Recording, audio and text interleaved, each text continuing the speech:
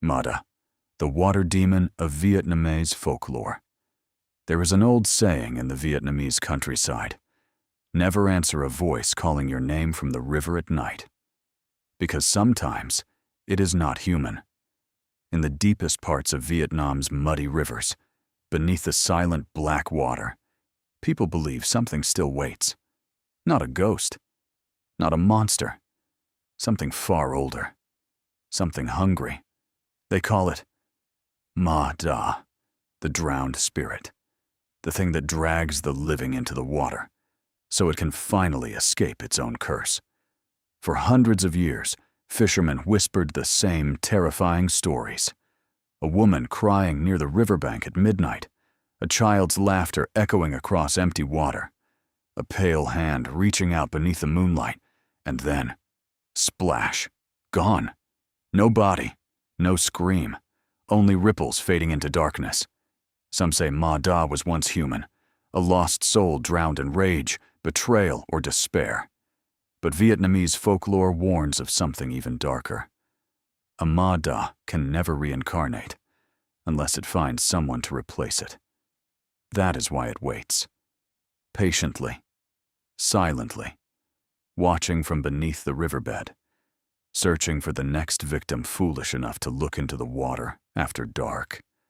Summer, 1997, a small riverside village in southern Vietnam.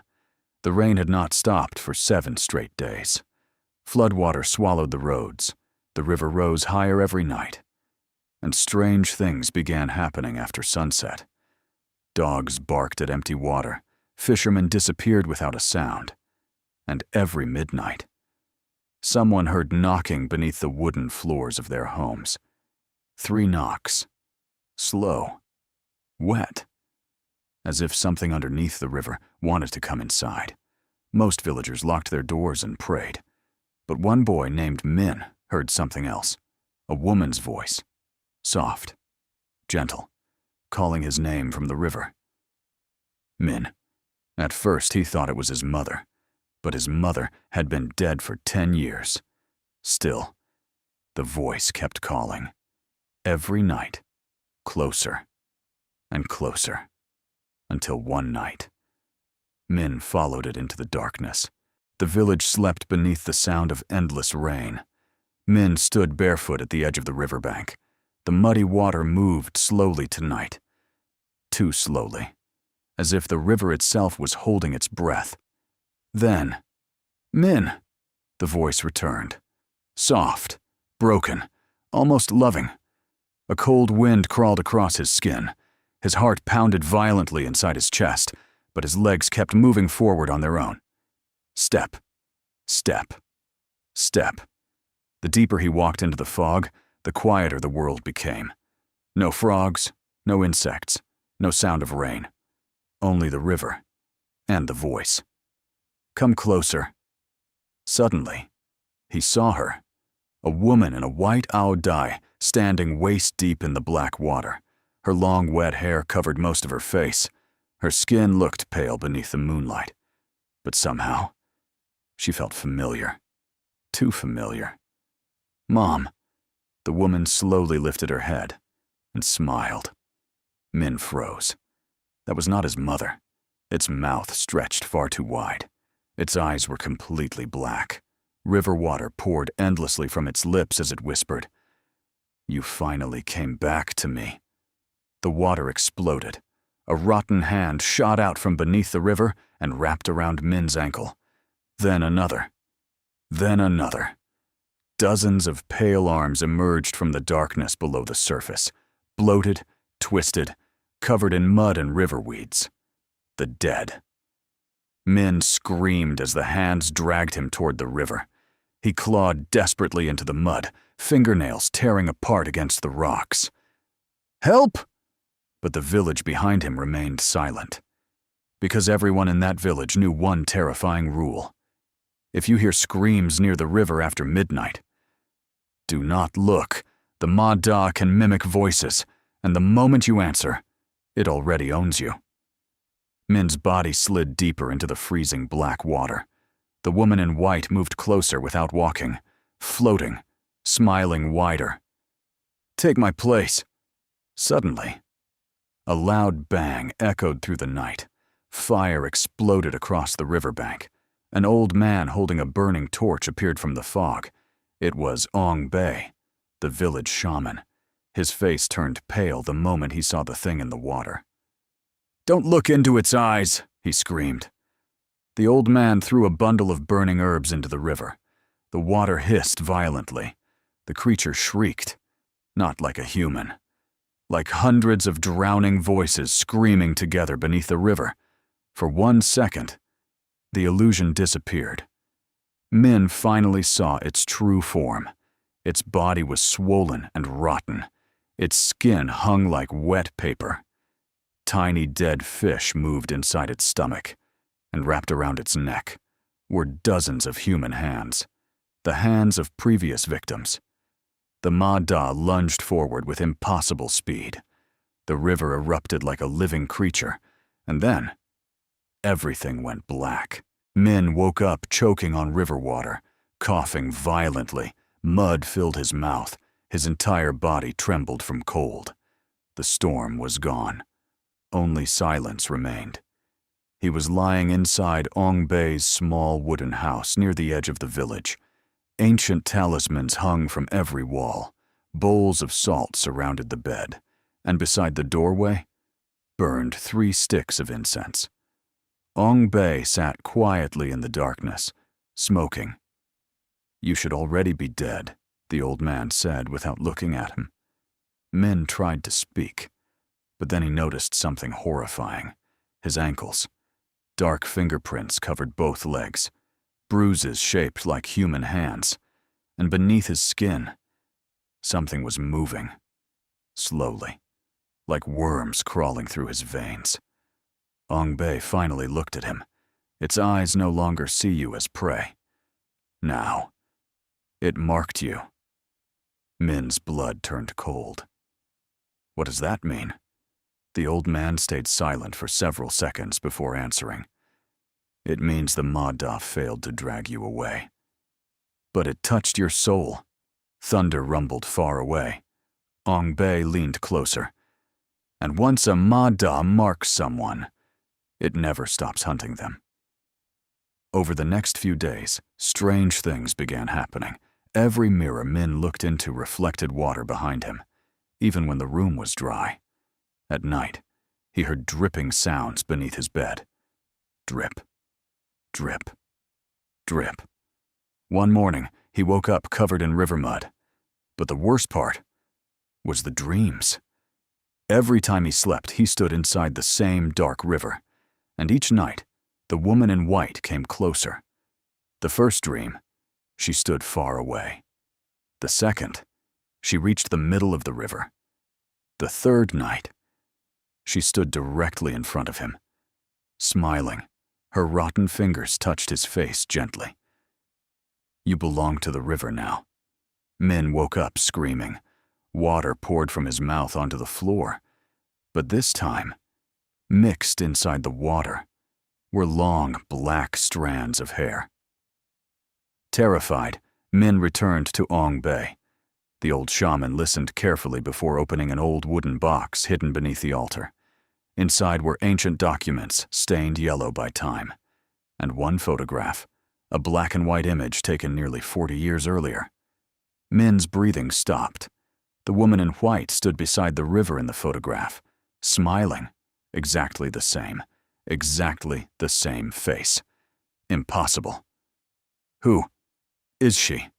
Ong Bai's hands trembled slightly. She was once human. Her name was Lan. The room suddenly became colder.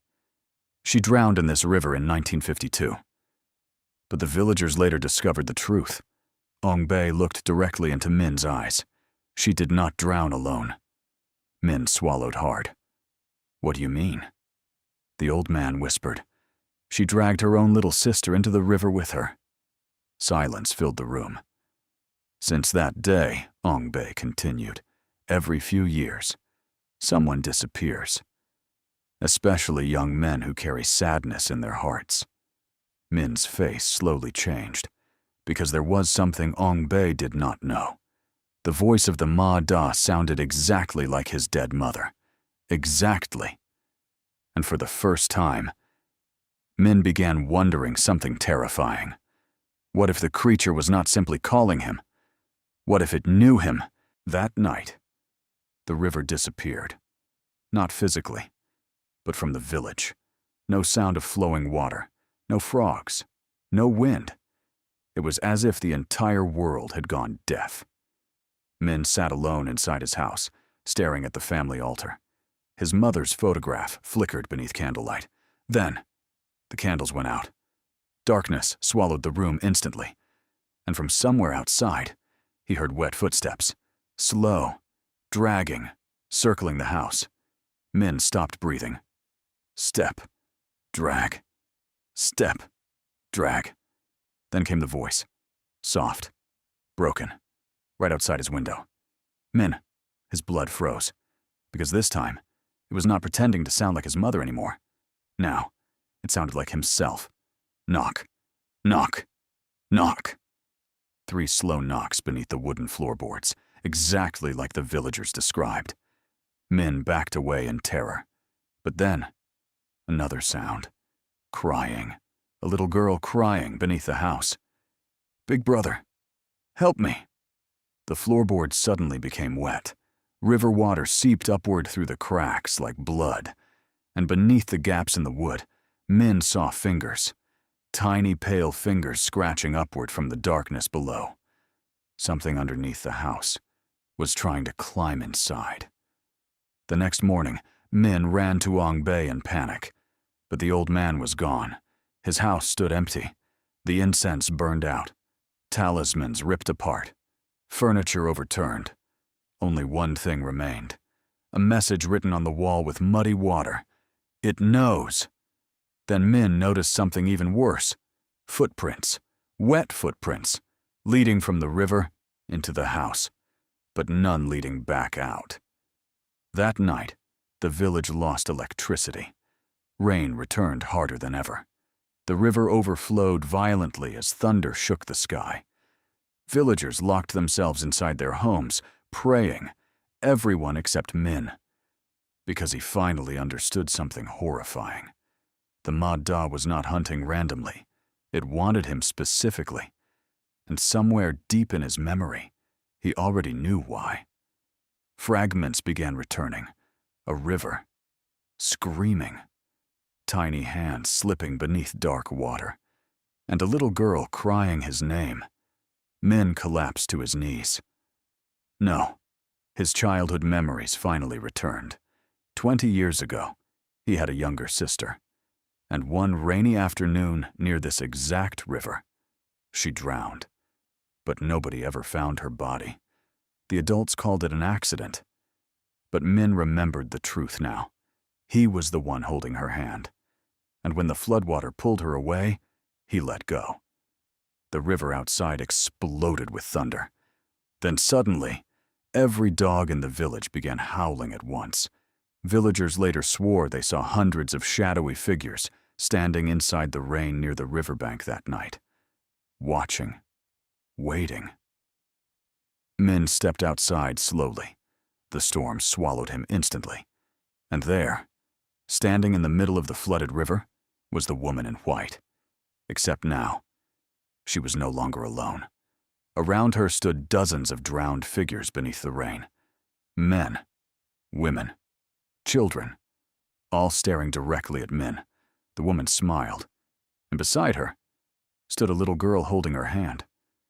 Min's heart stopped. It was his sister, pale, silent. River weeds wrapped around her neck. She lifted one trembling hand toward him. Brother. The river began rising higher, and the dead began walking forward. The floodwater swallowed the village streets. People screamed as black water crashed through wooden homes. But no one dared go near the river, because now they could see them clearly.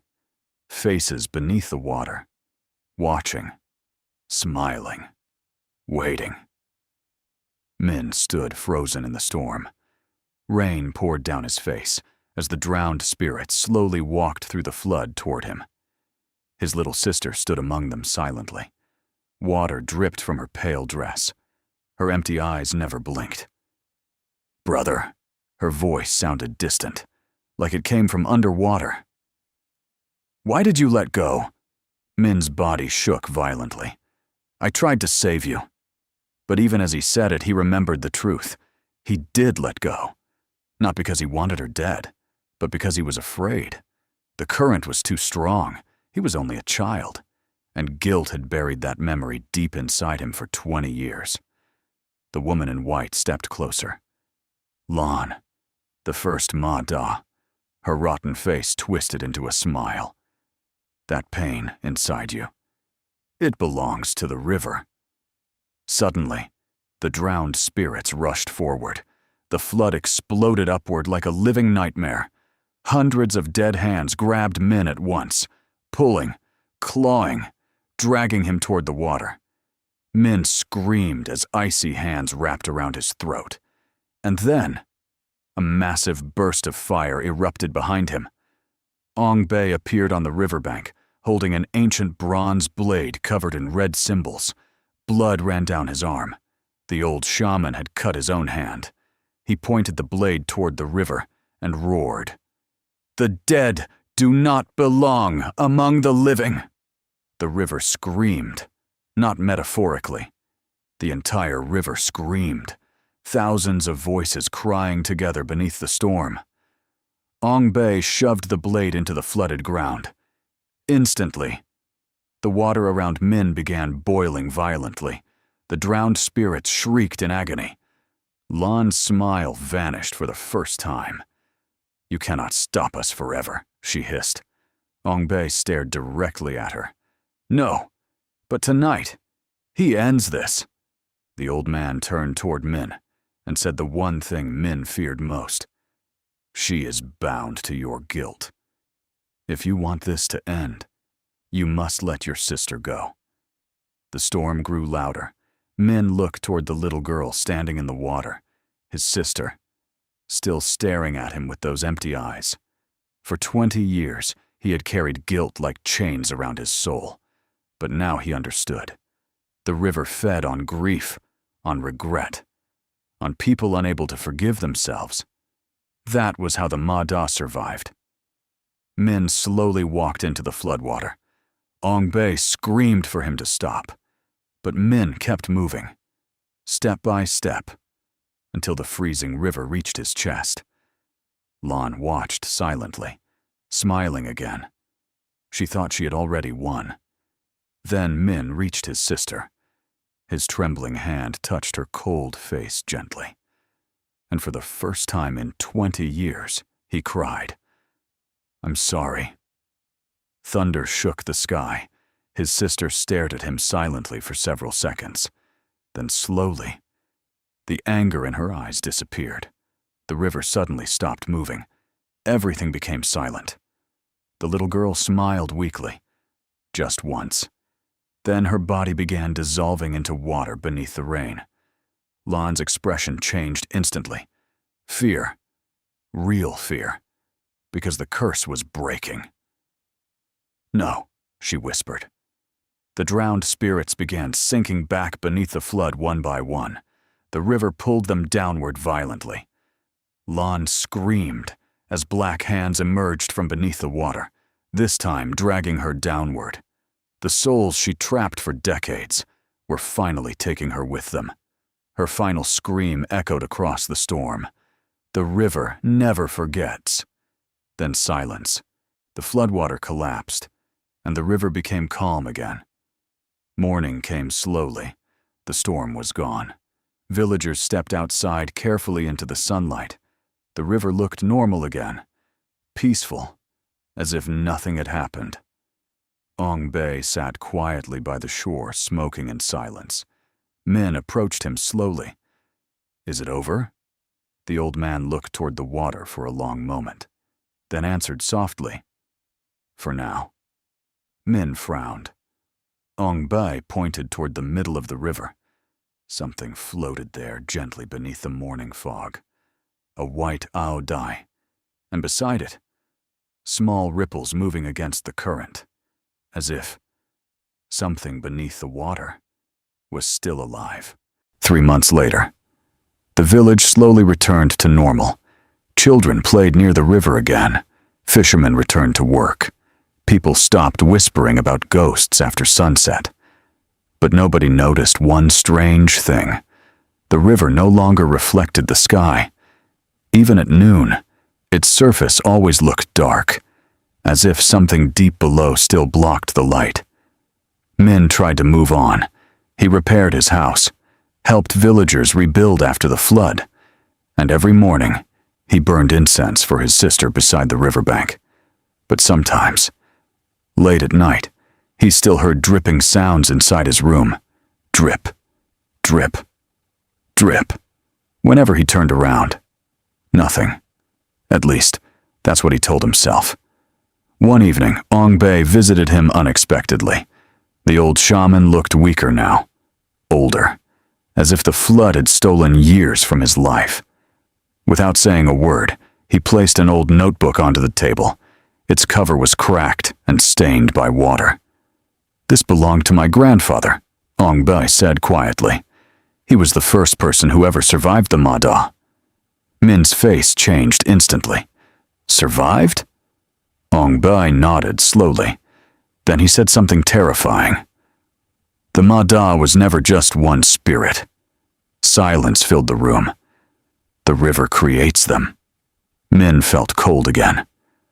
Ong Bei opened the notebook carefully. Inside were names, hundreds of names, dating back nearly 200 years. Every few decades, another drowning, another curse, another spirit trapped beneath the river. And beside some names, one word was written in red ink: returned. Min looked up slowly. "What does that mean?" Ong Bei's voice dropped almost to a whisper. "It means some victims came back." That night, Min could not sleep. Rain tapped softly against the windows. The notebook sat open beside the candlelight, and one page refused to leave his mind. A story from 1911. A fisherman pulled a drowning woman from the river during a storm. She survived. But afterward, everyone around her began disappearing, one by one. Until eventually, the villagers discovered the truth. The woman herself had become the new doorway for the Ma Da, not fully dead, not fully alive, something in between. Min suddenly remembered the dark fingerprints on his ankles. His breathing became heavier. Slowly, he rolled up his pant legs. The bruises were gone. But underneath his skin, something moved. Again, this time clearer, like tiny fingers pressing outward from inside his veins. Min stumbled backward in horror. Then, knock! Knock! Knock! 3 wet knocks beneath the floorboards. His blood froze. The room temperature dropped instantly. Water began leaking beneath the front door. And outside, someone whispered softly, "Brother." Min backed away slowly. No, the voice continued. Weak. Sad. Familiar. "Please let me inside." Tears filled Min's eyes, because it sounded exactly like his sister again. But now, he finally understood the most terrifying truth of all. The Ma Da does not only live in rivers. Once it touches your soul, it follows you home. The candle suddenly went out. Darkness swallowed the room. And somewhere beneath the house, something smiled. Min did not sleep that night. He sat motionless in darkness, staring at the floorboards beneath his feet. The knocking had stopped. But somehow, that felt worse. Because silence and horror is never peace. It is waiting. 2:13 a.m. The rain outside suddenly stopped. Completely. No wind, no insects, no sound. Then, drip. A single drop of water landed beside Min's foot. He slowly looked up. Water was leaking from the ceiling. Another drop. Then another. Drip. Drip. Drip. The stain spread wider across the wood above him. And then, something moved inside the water stain. Min's breathing stopped. It looked like A face. A pale human face pressing downward from inside the ceiling, as if someone was trapped above the roof underwater. Its mouth slowly opened. Black river water poured out endlessly. Then, 2 dead white eyes snapped open. Min screamed and fell backward. Crack! The ceiling exploded. A swollen corpse crashed onto the floor in front of him. The smell hit instantly. Rotten mud, dead fish, decay. The body twisted unnaturally, bones cracking beneath wet skin. Then slowly, it stood up. Water streamed from its mouth as it whispered, "Why did you leave us in the river?" Min stumbled toward the door in terror, but the corpse suddenly lunged forward with impossible speed. Bang! The wooden walls shook violently. Another knock, this time from inside the house.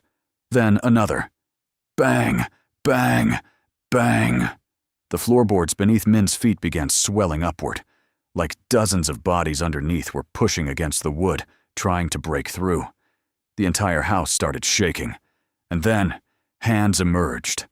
Pale, bloated hands bursting through the cracks in the floor, hundreds of them, scratching, grabbing, pulling. Min ran outside into the rain barefoot, but the village was gone. No lights, no houses, no people. Only endless black floodwater beneath the moonlight. His heart nearly stopped. He was standing in the middle of the river, alone. The village had disappeared completely. Then he heard breathing behind him. Slow, wet. Min turned around and saw Ong Bei standing there motionless in ankle-deep water. Except something was wrong. The old man's head hung too low, his arms bent backward unnaturally, and his eyes were missing. Only 2 empty black holes remained. When Ong Bei spoke, multiple voices came out at once. "You were never supposed to survive." The water around Min suddenly began bubbling violently. Bodies started rising from beneath the surface all around him. Dozens, then hundreds. Drowned villagers floating upward one by one with blank, dead eyes. Among them, his sister. And beside her, Lon, the original Ma Da. But now she looked different. Larger, her body stretched unnaturally beneath the water, like something enormous was growing inside her. She smiled slowly. "You thought the curse ended?" The river began trembling. Min looked down. Something massive was moving beneath the water below him. Not a body. Something far bigger. Ancient. Sleeping beneath the river for centuries. Then suddenly, a gigantic eye opened underneath the surface, watching him. The entire river was alive. Min could not breathe. The gigantic eye beneath the river stared directly into his soul, not blinking, not moving, just watching. Ancient, hungry, endless, and slowly, the water around him began to pulse like a heartbeat. Thump, the river moved. Thump, the floodwater rose higher. Thump. Every drowned corpse floating nearby suddenly turned their heads toward Min at the exact same time, smiling. "You finally see it now." Lan's voice echoed across the black water. Her body no longer looked human. Her neck stretched unnaturally long. River weeds grew from inside her skin. And beneath the water, something enormous remained attached to her body, like an umbilical cord disappearing into the darkness below. The Ma Da was never a ghost. It is a mouth. Min's blood turned cold. A mouth? For what? The giant eye beneath the river blinked once. The entire flood shook violently. And then, something began rising. Slowly. The water bulged upward like a mountain beneath the surface. Dead fish floated upward everywhere. The river turned black. The smell of rot became unbearable. Then Min saw it. A massive human face emerging beneath the water. Not fully formed. As if thousands of drowned bodies had melted together into one gigantic creature sleeping beneath Vietnam's rivers for centuries. Its skin looked made from corpses. Its mouth went on forever. Inside that mouth, thousands of human hands clawed endlessly against each other trying to escape, and from deep inside the creature came crying voices, the voices of every victim it had ever taken. Min collapsed backward into the floodwater, shaking violently. This can't be real. Ong Bei's corpse slowly walked closer. The rivers remember every death, every fear, every soul abandoned in water. The old man's dead body pointed toward the giant creature beneath the flood.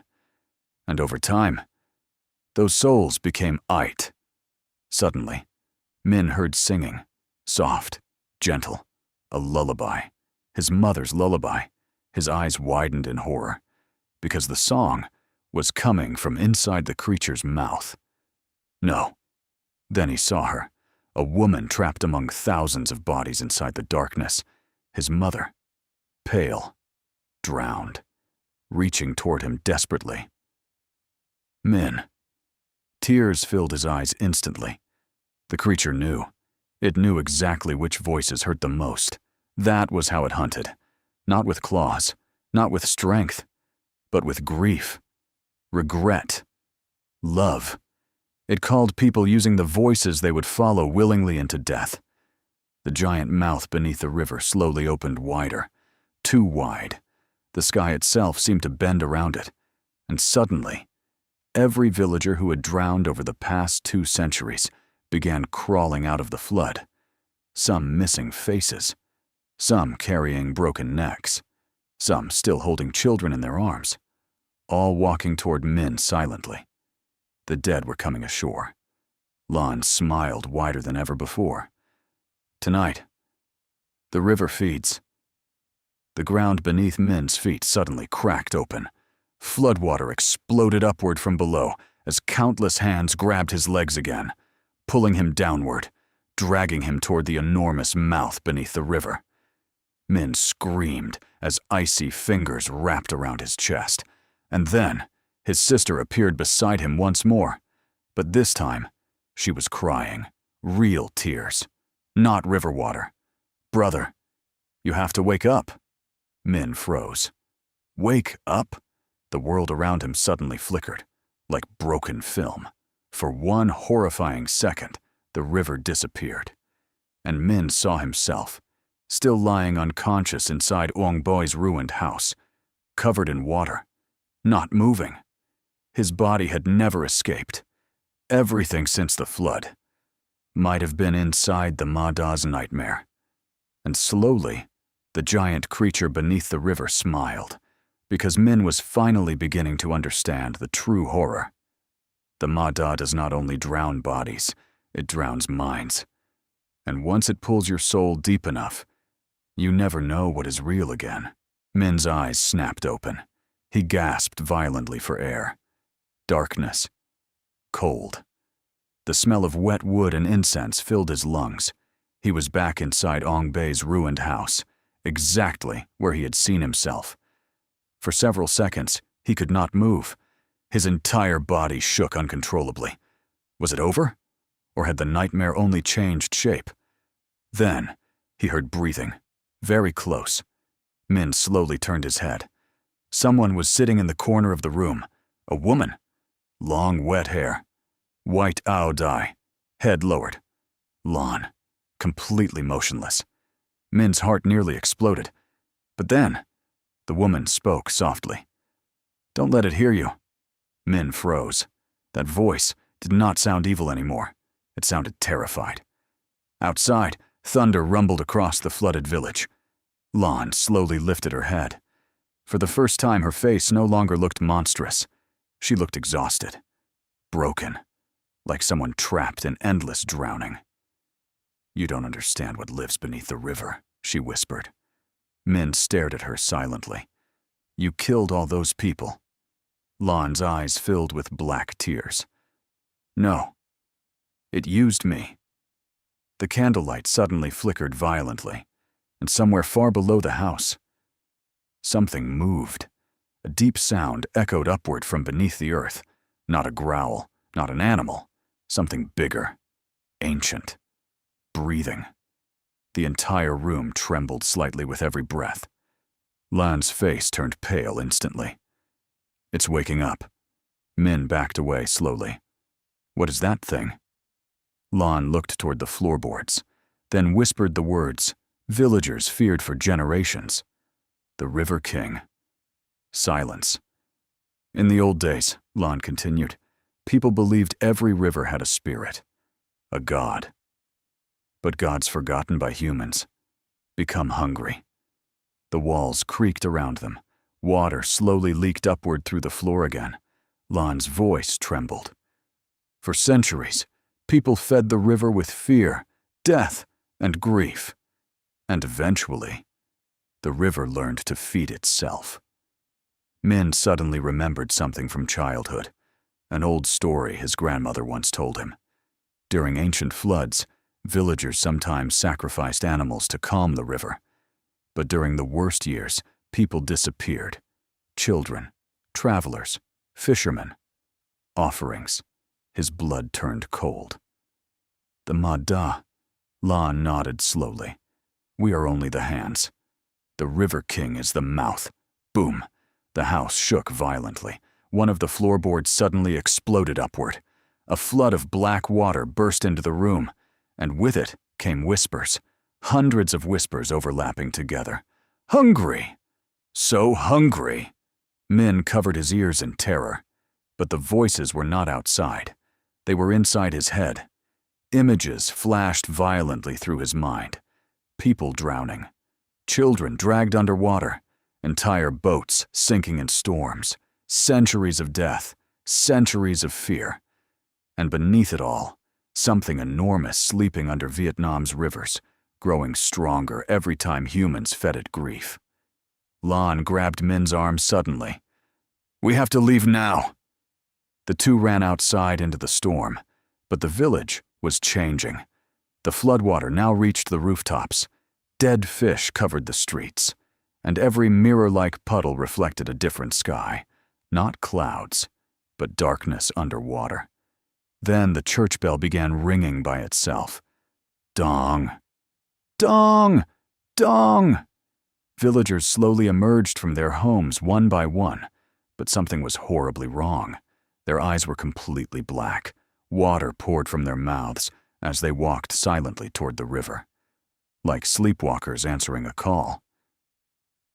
The River King is feeding, Lan whispered. It's calling them. Min watched in horror as an old woman calmly stepped into the floodwater and disappeared beneath the surface without screaming. Then a child followed. Then another. No fear. No resistance. Only obedience.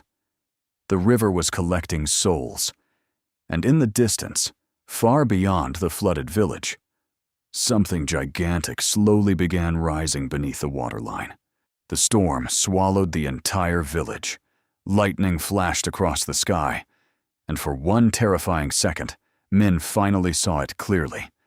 Something colossal moving beneath the flood. Not swimming, crawling. Its body stretched for what looked like miles beneath the black water, covered in faces frozen in eternal screaming. The River King, ancient beyond imagination. And it was rising. Villagers continued walking silently into the floodwater, one by one, like puppets answering a command buried deep inside their minds. A mother carried her baby into the river without emotion.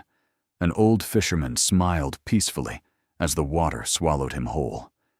No screams, no panic, only surrender. Min grabbed one man violently. Wake up! But the villager slowly turned his head. His eyes were gone. Inside his empty eye sockets, river water moved, and from his mouth came dozens of overlapping voices. The river remembers you. Min stumbled backward in horror. Lan pulled him away immediately. You can't save them anymore. Then what do we do? Min shouted. Lan's face trembled. There's only one way to stop it. The thunder suddenly stopped. Everything became silent again.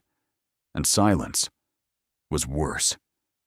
Because when the River King became silent, it meant it was listening. Far away across the flood, an ancient temple bell rang once. Dong. Lan's eyes widened instantly. The shrine! Min frowned. What shrine? There's an old temple beneath the river. A place older than the village itself. The first shaman sealed the River King there centuries ago. Another bell echoed through the storm. Dong. But seals weaken over time, Lan whispered, and every drowning, every grief, every curse, fed it. The floodwater around them suddenly began spiraling violently. Then dozens of bodies rose upward, surrounding them in a circle. Drowned villagers, completely still, watching. Their mouths slowly opened together, and in perfect unison they whispered, "Bring him to us." The River King wanted Min, not randomly, not by chance, specifically, because he survived. And according to the ancient curse, every survivor owed the river a debt. Lan grabbed Min's hand. "Run!" The drowned bodies suddenly lunged forward. Min and Lan sprinted through the flooded streets as dead hands burst from the water, trying to grab their legs. Behind them, the village bell kept ringing violently on its own. Dong, dong, dong. Faster, louder, like a warning, or a countdown. They finally reached the edge of the old forest outside the village. There, half buried beneath twisted roots and floodwater, stood ancient stone stairs descending underground. The hidden shrine. Its entrance was covered in strange symbols, worn away by time. And above the doorway, one sentence was carved into black stone. "What the river takes cannot return." Lan stopped moving. Fear filled her face. "We go down there, and there's no guarantee we come back." Min looked behind him.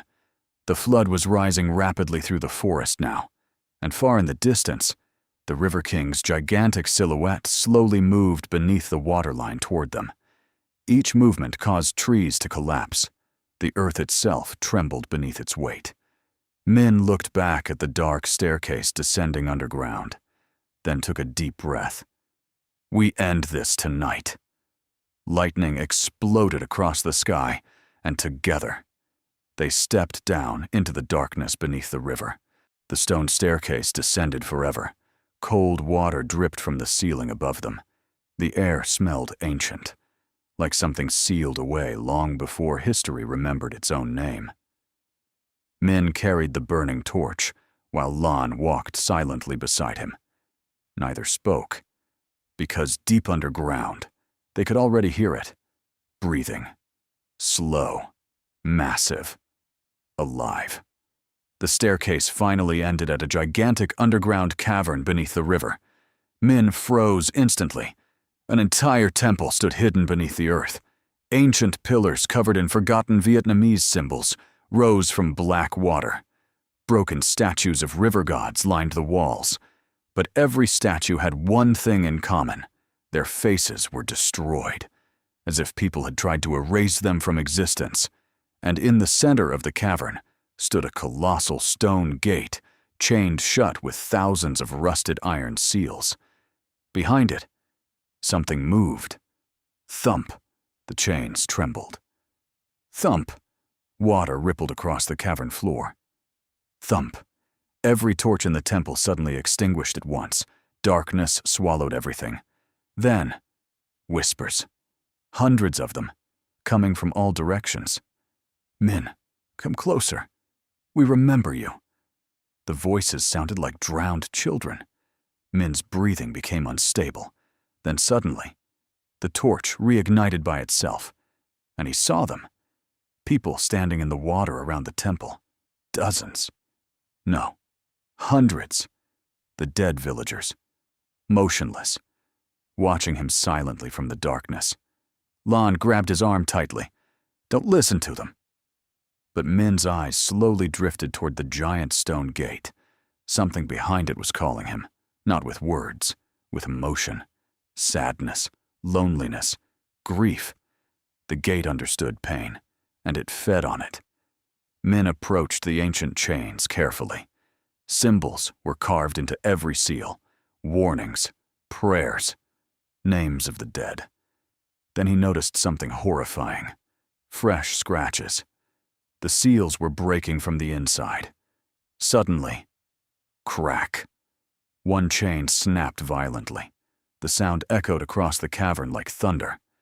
The dead villagers all lifted their heads at once, smiling. Another chain broke. Crack. Water began pouring from beneath the gate. Black water, thick like oil, and inside the water, hands moved. Thousands of hands pressing outward desperately. Then came the voice. Deep. Ancient. Not human. You opened the river. Min stumbled backward. I didn't. The entire cavern shook violently. The voice laughed, a sound like mountains collapsing underwater. All humans open the river. With sorrow. With fear. With death. Lan fell to her knees trembling. Because now, she recognized the truth. The River King was not merely a monster. It was created from centuries of human suffering. Every drowning, every sacrifice, every soul abandoned to the river became part of it. It was Vietnam's oldest nightmare given form. Another chain snapped, then another. Crack, crack! The stone gate slowly began opening inward. Darkness leaked from the gap like smoke, and behind that darkness, something enormous blinked, a gigantic eye opening slowly inside the abyss. Min felt pressure crush his chest instantly. Just looking at it felt wrong, like staring at something humans were never meant to see. Then the dead villagers began speaking together. Open the gate. Let the river feed.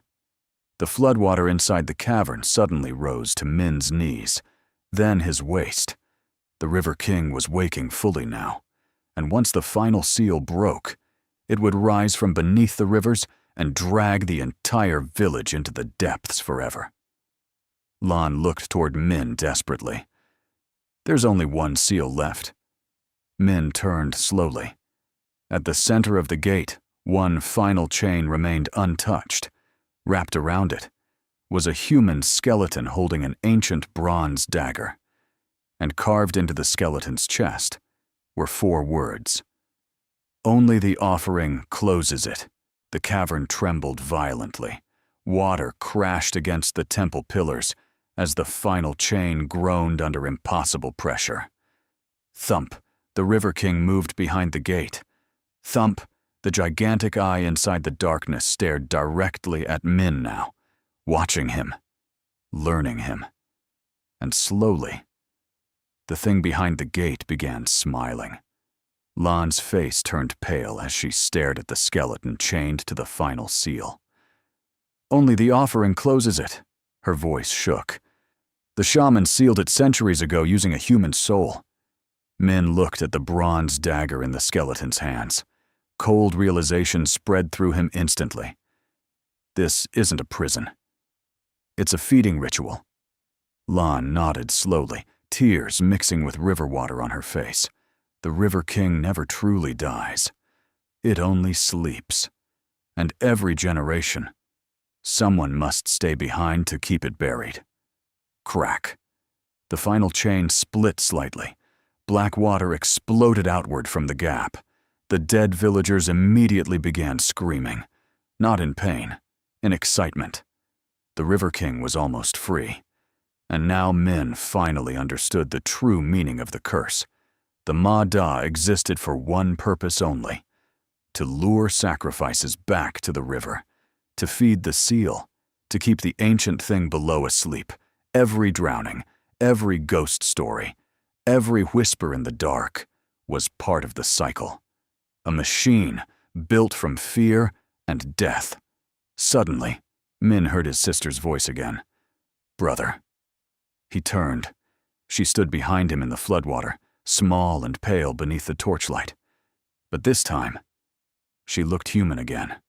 No black eyes, no river weeds, no hatred, only sadness. You can still stop it. Min's chest tightened painfully. How? The little girl slowly pointed toward the dagger. Lon immediately grabbed Min's arm. No. Fear filled her eyes. If you become the offering, you'll become part of the river forever.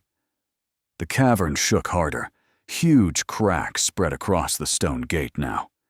Through the opening, Min saw pieces of the River King's true body moving in the abyss. An endless mountain of fused corpses, hands, faces, bones, all alive, all screaming silently beneath the water. And at the center of it all, that gigantic eye remained fixed on him, hungry.